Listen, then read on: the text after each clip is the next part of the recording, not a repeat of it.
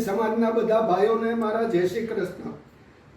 આજે સિત્સરમાં આપણું ભૈરું 125 વર્ષની ઉજવણીનો ઉત્સવ ચાલી રહ્યો છે, ત્યારે મારે સમાજને એક સંદેશ આપવો છે કે હું 84 વર્ષનો છું, 84 વર્ષનો છું, પણ 84 વર્ષનો યુવાન છું।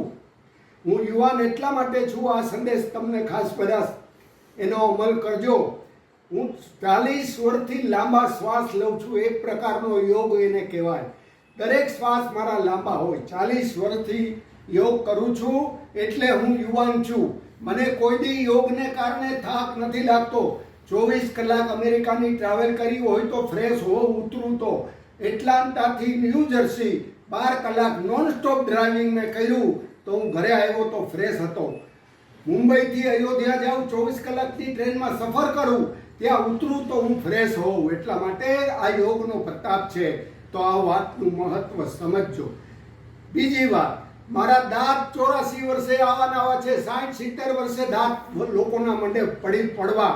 કોક ભાગ્યશાળી હોય એના જ દાંત સારા હોય, પણ મારા દાંત 84 વર્ષે એવા ને એવા છે। એટલા માટે કે પટેલ બોર્ડિંગમાં 70 વર્ષ પહેલા ગોંડલ પટેલ બોર્ડિંગમાં મને કહેવામાં આવ્યું કે કાંઈ પણ મોઢામાં નાખો કોગળા કરી નાખો। હું દિવસમાં જેટલી વાર ખાઉં 3-4 વાર કોગળા કરી નાખું અને મારા દાંત ચોખ્ખા રાખું, એટલે મારા 84 વર્ષે દાંત એવા લેવા છે। આજના છોકરાઓને આપણી જેટલી સંસ્થાઓ છે, બોર્ડિંગો જેમાં છોકરાઓ ભણે છે, સ્કૂલોમાં, એને બધાને તમે સંદેશ આપો કે મોઢામાં કાંઈ બી નાખો કોગળા, દાંત ચોખ્ખા રાખો, કોગળા કરી નાખો।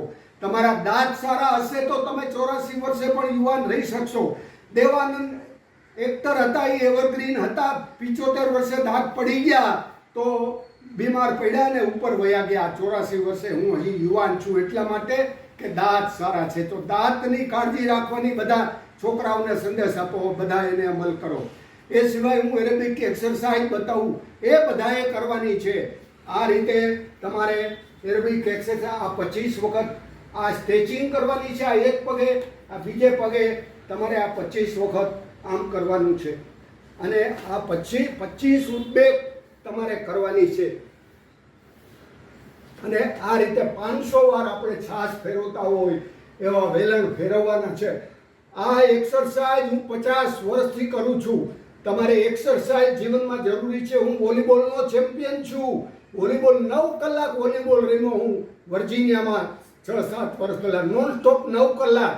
તો હેલ્થની શું મહત્વ છે, આ વાત સમજવા જેવી છે। એક બીજી વાત કહી દઉં, આપણા સમાજના